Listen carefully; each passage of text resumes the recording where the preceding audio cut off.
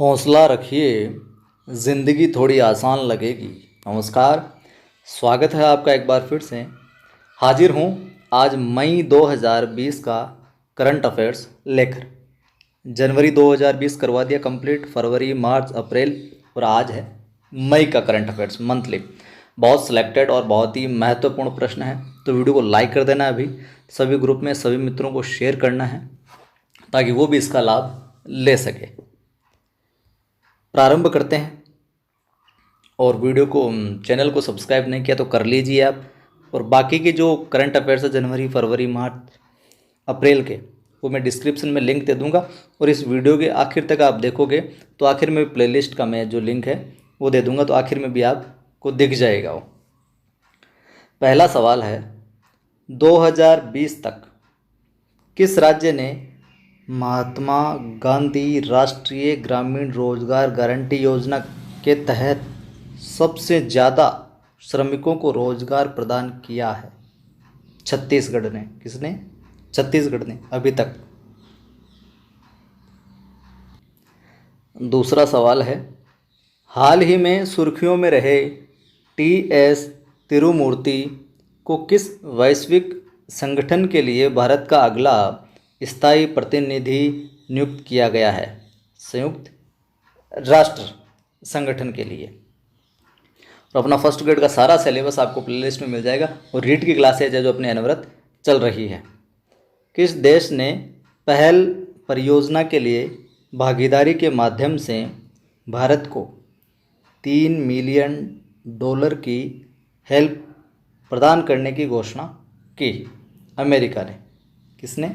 America ने, पहल परियोजना के लिए। अगला है, किसानों को आपूर्ति श्रृंखला से जोड़ने के लिए वैज्ञानिक और औद्योगिक अनुसंधान परिषद CSIR द्वारा लॉन्च की गई मोबाइल एप्लीकेशन का नाम क्या है? तो उसका नाम है किसान सभा।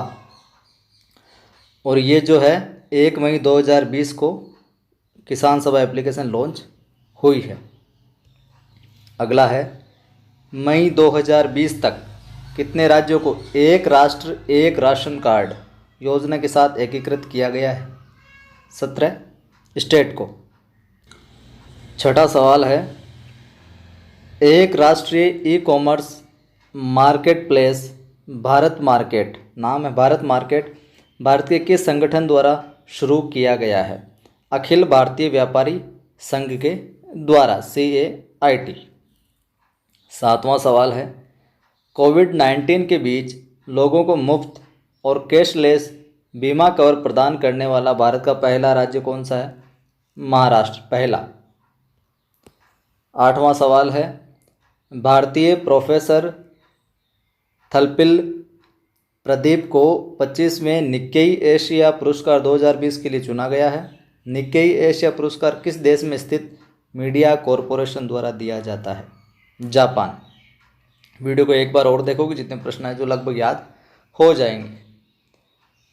3 मई को दुनिया भर में मनाए जाने वाले विश्व प्रेस स्वतंत्रता दिवस की थीम क्या रही? जर्नलिज्म विदाउट फियर और फेवर। राजस्थान से प्रश्न जो जुड़े प्रश्न है वो आखिर में है। भारत में किस संगठन ने UV ब्लास्टर नामक एक अल्ट्रावायलेट UV कीटाणु शोधन टावर को विकसित किया है? DRDO संगठन ने। एसोसिएटेड प्रेस के फोटोग्राफर डार यासिन, मुख्तार खान और चन्नी आनंद को हाल ही में किस पुरस्कार के लिए चुना गया है? फोटोग्राफी के लिए पुलित्जर पुरस्कार के लिए। इस पुरस्कार के बारे में कई बार पूछा गया है, तो ध्यान रखना आप। इनको चुना गया फोटोग्राफी के लिए डार यासिन, मुख्तार खान और चन्नी आनंद। अगला सवाल है 12वां, मई 2020 में आयोजित गुट निरपेक्ष आंदोलन के ऑनलाइन संपर्क समूह शिखर सम्मेलन की थीम क्या है? कोविड-19 के खिलाफ एकजुट। अगला, भारतीय नौसेना द्वारा दूसरे देशों में फंसे भारतीय नागरिकों को वापस लाने के लिए शुरू किए गए ऑपरेशन का नाम क्या है? समुद्र सेतु। भारतीय नौसेना ने ये चलाया ऑपरेशन। लाइक नहीं किया तो कर दें और शेयर कर दें। अपने इस परिवार को आगे बढ़ाने की जिम्मेदारी आपकी है। मेरा काम है आपको श्रेष्ठ सामग्री उपलब्ध करवाना।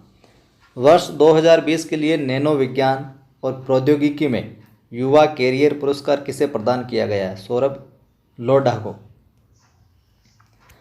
कोविड-19 महामारी के दौरान वरिष्ठ नागरिकों की भलाई सुनिश्चित करने के लिए नीति आयोग द्वारा शुरू किए गए अभियान का नाम क्या है? सुरक्षित दादा दादी और नाना नानी अभियान है। ठीक है। 16वां है, भारतीय रिजर्व बैंक के केंद्रीय बोर्ड में निदेशक के रूप में किसे नियुक्त किया गया है, जिन्होंने हाल ही में आर्थिक मामलों के सचिव का पदभार भी संभाला? तरुण बजाज को भारतीय रिजर्व बैंक केंद्रीय बोर्ड में निदेशक के रूप में नियुक्त किया गया, तरुण बजाज को। अगला है, हाल ही में सुर्खियों में रहे वंदे मातरम मिशन का उद्देश्य क्या है? विदेशों में फंसे भारतीय नागरिकों की स्वदेश वापसी, वंदे मातरम मिशन। संयुक्त राष्ट्र पर्यावरण कार्यक्रम ने किस भारतीय का कार्यकाल गुडविल एम्बेसडर के रूप में बढ़ाया है? दिया मिर्जा का। 19वां सवाल, किस अंतर्राष्ट्रीय रेटिंग एजेंसी ने वर्ष 2020-21 में भारत की विकास दर शून्य रहने का अनुमान लगाया? मूडीज इन्वेस्टर सर्विस ने शून्य रहने का अनुमान लगाया, इसलिए ये महत्वपूर्ण बनता है, प्रश्न पूछा जा सकता है। भारत द्वारा शुरू की गई मिशन सागर पहल में कितने देश शामिल है? 5 देश शामिल है मिशन सागर में। और एक और इम्पोर्टेंट न्यूज़ आपके लिए, आजकल आप चैनल पर आप सब्सक्राइब के पास में ज्वाइन का बटन, ज्वाइन लिखा हुआ और देख रहे होंगे, तो उसको आप ज्वाइन करते हैं तो आपको 159 महीने का चार्ज देना पड़ेगा, 1 महीने का, जिसमें आपको मैं उपलब्ध करवाऊँगा। आप मुझसे महीने में 1-2 बार ज़रूरत हो पढ़ाई से रिलेटेड तो आप मुझसे बात कर सकते हैं। और जो करंट की PDF है सारी, जनवरी, फरवरी, मार्च, अप्रैल, ये सारी PDF प्रोवाइड करूँगा। और भविष्य में जो कुछ विशेष फैक्ट चीज़ें होंगी, जो भी जुड़ेगा हमसे 159 रुपये का सहयोग देकर, मामूली सा सहयोग है, तो अगर जुड़ेगा तो उनको ये चीज़ें प्रोवाइड करवा दी जाएगी। अगर आप जुड़ते हैं तो कम्युनिटी में पोस्ट डालेंगे, उसमें आप अपने नंबर दे दीजिएगा तो आपको PDF है जो ये कंप्लीट प्रोवाइड करवा दी जाएगी, जो भी करंट का सिस्टम चल रहा है।